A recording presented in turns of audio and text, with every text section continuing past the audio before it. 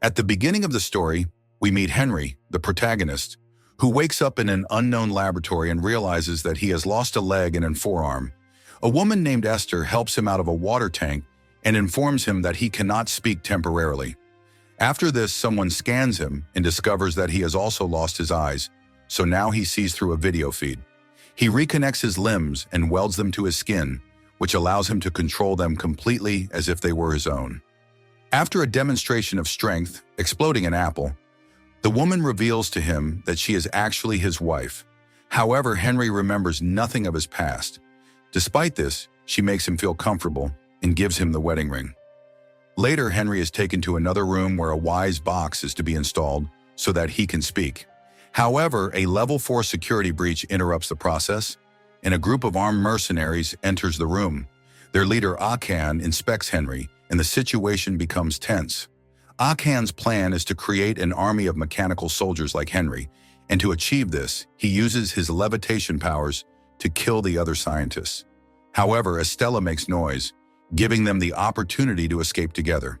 They run toward an escape tunnel, but along the way they encounter a freezer full of corpses, which makes the woman fear that Akan will turn those people into ruthless killers for his army if he gains control of his project. Finally, the couple manages to reach an escape capsule, and they are ejected from the facility high above the sky. Although they try to deploy the parachutes in time, they do so too late, and the capsule crashes onto a bridge, causing an accident. Despite everything, they manage to get out of the capsule, but another group of mercenaries finds them and closes in. Henry attempts to defend himself. However, his limbs are not effective enough to fight against the Russian mercenaries. While he is stunned by an impact, a taser, he falls from the bridge and lands on a car. Despite his injuries, he manages to get up and flee from the mercenaries, even as they shoot a security guard who is trying to see what is happening. The protagonist hides in a shipping container and, desperate to find a weapon, tears off a windshield wiper to use as a defense tool. When one of the thugs enters the container, Henry knocks him down and has his weapon stolen. He then sends a car toward the other attackers and shoots them. Just then, a van appears and crashes into the mercenaries. A man dressed in white named Jimmy steps out of the vehicle and kills the remaining men. He then tells Henry to accompany him, explaining that he has been waiting for this moment for 3 years. In the car, the protagonist searches the glove compartment and finds a G detector, which, when he puts it on, reveals that he has low battery. The man informs him, based on what the detector says, that he only has about 20 or 30 minutes of life left. Immediately afterward, the police stop them. However, the police turn out to be a group of undercover mercenaries who open fire on them. Jimmy accelerates, but they catch up and shoot him, killing him on the spot. For this reason, Henry runs toward the subway while the mercenaries pursue him. He hides in a store, changes his clothes, and soon the Russians find him. He fights them and kills one with a pistol. Then he flees from the subway, boards a bus, and sits next to a homeless man. However, this man turns out to be one of Jimmy's clones, who provides Henry with a tracking device and tells him that he must find a man named Slick Dimitri who works for...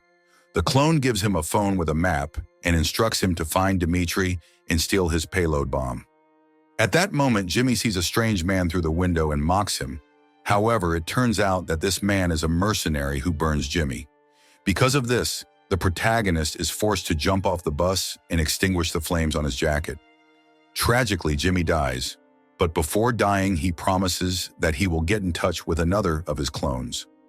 Henry escapes from the man with the flamethrower and runs through a park until he reaches Dimitri's house with the help of the map given by Jimmy. Henry climbs along the side of the building and manages to get inside. Once within, he fights his way past a group of mercenaries firing at him. Before reaching Dimitri's room, he finds a significant number of hard drives and sees Dimitri sitting motionless at his desk. After kicking him on the floor, he realizes that Dimitri is still not moving. Suddenly, Estella appears on a screen and informs him that she has activated her army, which means that soon it will be too late. At that moment, Dimitri runs over and attacks Henry, initiating a wild shootout in the house as Dimitri flees. Henry jumps through a window to follow him. Together, they jump and scramble through the city, running up a large bridge over a river. After minutes of running, Dimitri ends up stumbling, and Henry manages to knock him down in the street. Just then, More mercenaries arrive and begin shooting, but Henry manages to steal the component that Dimitri had inside him and flee. Soon after, he encounters a new clone of Jimmy, this time a drug addict found in a brothel, who starts to pay for himself as he loses energy. But the second clone of Jimmy installs a payload bomb in his chest. Then the Russians arrive, so the protagonist takes some weapons and prepares to fight his enemies. He eventually finds Khan in a room, and the two engage in combat. During the fight, Khan launches them through a ventilation duct using his telekinesis. Henry lands in a parking lot where he meets a hippie version of Jimmy who tells him that they must chase Khan on motorcycles. However, they are not alone in their quest, as two female assassins, also in pursuit of Khan, join them. The four then ride their motorcycles dangerously and manage to catch up to the mercenaries' vans. The protagonist uses a mounted machine gun to take down one of the vans. He then drives through another van, but at that moment the weapon comes loose. Nevertheless, Henry does not stop and jumps onto the third van, causing it to explode with a grenade. That explosion also takes out the fourth van. Upon entering Khan's van, Henry finds Estella locked up and frees her. However, their happiness is short-lived, as Khan catches them and attacks Henry with a bat. When Henry regains consciousness, he finds himself surrounded by mercenaries who begin to seal his fate. Fortunately, hippie Jimmy and his girlfriend arrive to save him. Together, they restart the protagonist's system. Henry awakens amid explosions and is forced to flee, while Jimmy's clone is murdered. During his escape, Henry encounters one of his enemy's helicopters and manages to kill 3 of its occupants before clinging to a rope to board it. Unfortunately, a Russian cuts the rope and Henry falls to the ground. It is then that he receives a call from a new Jimmy who gives him a location.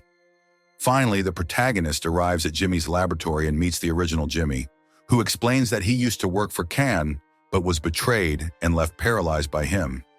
That is why Jimmy decided to create his own army of clones, which he controls as avatars to perform the tasks he can no longer do, even though his legs do not work.